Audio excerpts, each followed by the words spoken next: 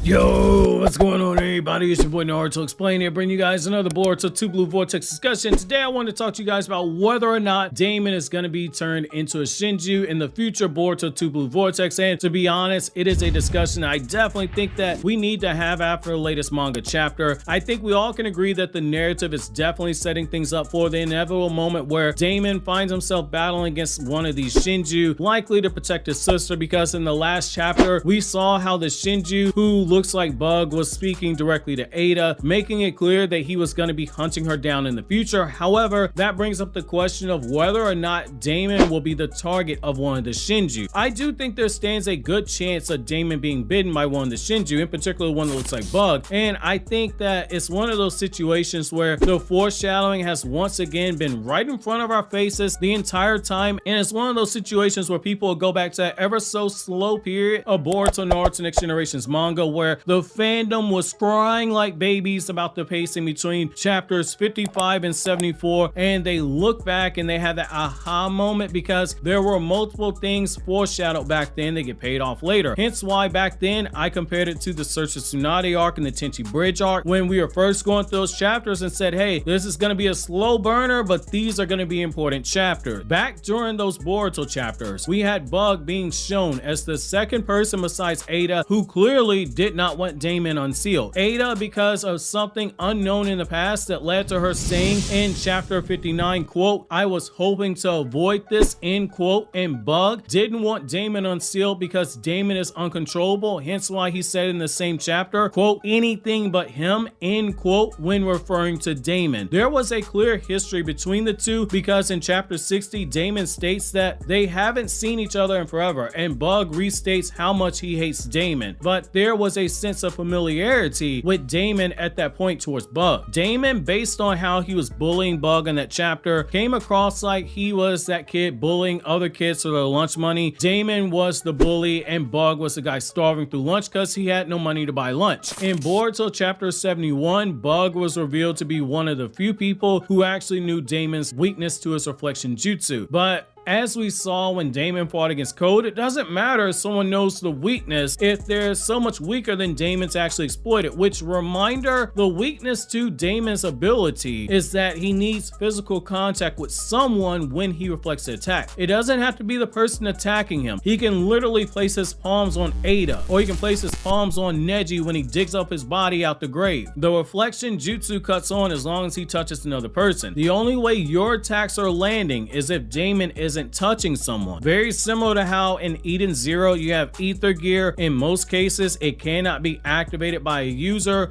when their hands are restrained. It's the same thing with Daemon because there has to be physical contact with someone in order for it to cut on. Bug, he was too weak to take advantage of Daemon's weakness, and so he had to rely on Code after he got his limiters taken off, which is why he got so upset when Code got stomped into the ground during that fight by Daemon in a way that exposed Code as being a fraud. There was a clear beef between Daemon and Bug. If for no other reason than Bug was powerless to stand up against Daemon in the past and he was always being bullied by him, which I get it. You got a 6-year-old bullying you. I would be pissed off too. Grown ass man got a 6-year-old whooping your ass and saying cut on Paw Patrol. You gotta cut on Paw Patrol because those with power, in particular power over others, they either protect the weak or they abuse the weak. Daemon clearly falls into that latter category. It wasn't by mistake that we saw the Shinjuu, who looks like Bug, being shown fighting against base Boruto, who was already established as scaling above White Karma Seal Code, and so he scales above Jigen, and that Shinjuu version of Bug was making Boruto use more effort than he ever did against Code when they fought. That same Shinjuu version of Bug is shown looking directly at Ada when she's watching everyone in chapter 5 of Boruto 2 Blue Vortex, making it be known that she is his target, and he put her on notice, basically telling her that he's watching her too. Daemon was the one shown freaking out when he saw his sister get rattled by what happened, and that was not by mistake. Look, I'll take it a step further. One thing I've been saying consistently for the last 18 months now on the channel is that Daemon and Ada, they embody Masashi Kishimoto's penchant for using Asian folklore and religion, in particular Shinto deities. Ada is Amaterasu, the beautiful goddess who was trapped inside of a cave and had a rambunctious brother who drove her crazy, just as Ada is shown sealed away in Boro's hideout, which just so happens to be deep within a a cave, and in chapter 59, we're basically told and shown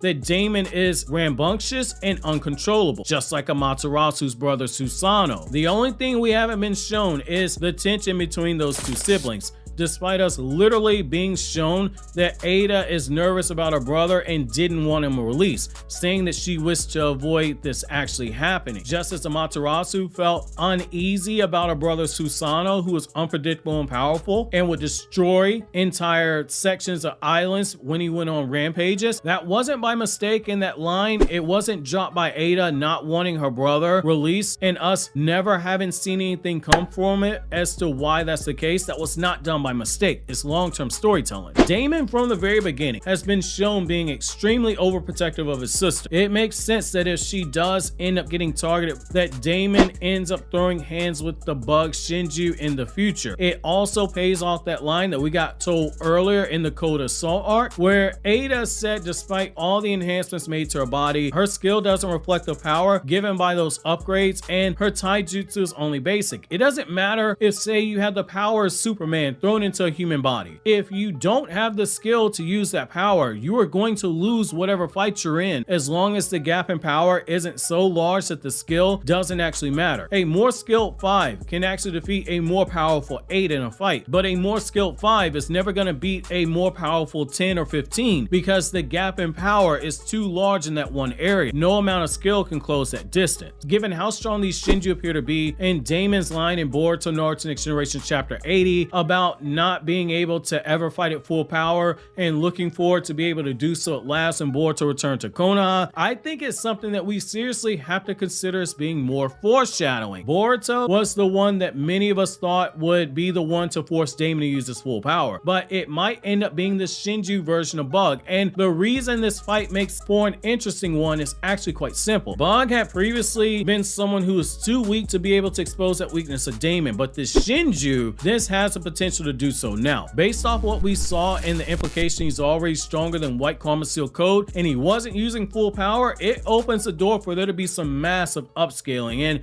considering that you only need one bite to turn someone into a Shinjuu, and these Shinjuu also have Code's claw marks so they can teleport, not crazy to think that one of these things, in particular the one that looks like Bug, will be able to get the drop on Daemon when he least expects it, and he isn't touching his palms on someone, so his reflection jutsu isn't cut on. That is the perfect enemy for someone like Daemon to end up fighting when you sit down and you think about it. You have a lot of people who are still trying to come up with these super complicated answers behind Daemon's weakness when the narrative is literally telling us what it is. And despite what I still see some people saying that you can be Otsutsuki and immune to his reflection ability, that's not true, because if it were that simple as being Otsutsuki, Boruto and Kawaki, two people who are 100% Otsutsuki on a genetic level, they wouldn't have been shown being susceptible to Daemon's reflection jutsu. That same thing, it would likely apply to the Ten Toes clones as well. They should be affected by Daemon's reflection jutsu, since the Shinjuu themselves are literally byproducts of the Otsutsuki, and if the Otsutsuki themselves are not immune, then there's nothing to suggest that a Shinjuu like Hidari or Bug or Jura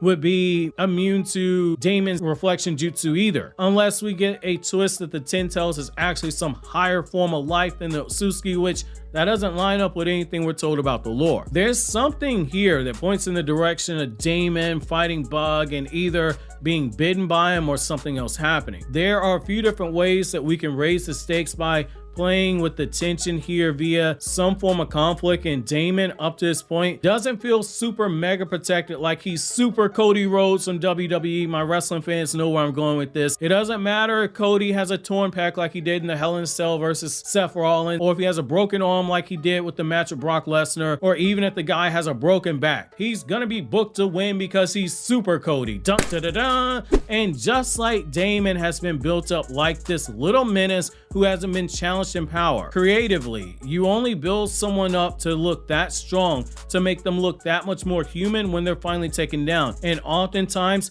the turn of events, it happens when you least expect it, which makes it so shocking. Daemon losing against, say, Boruto or Kawaki is what you expect to happen. Daemon was a benchmark. Both were going to have to surpass at some point. But Daemon losing against Bug, someone who nobody would have seen coming. That's the poetic irony of the fate of the strongest. Madara didn't see Zetsu coming, and whereas everyone was thinking Naruto and Sasuke would find a way to bring down Madara, it ended up being Zetsu, the weakest member of the Akatsuki that everyone wrote off, just as most fans write off Bug in Boruto Part 1. I know you're probably wondering though, if Daemon does get turned into a Shinjuu, then what exactly does this mean for Boruto versus Kawaki in the future? Which by the time you guys are watching this video, that video on how Boruto versus Kawaki has been changed should be uploaded.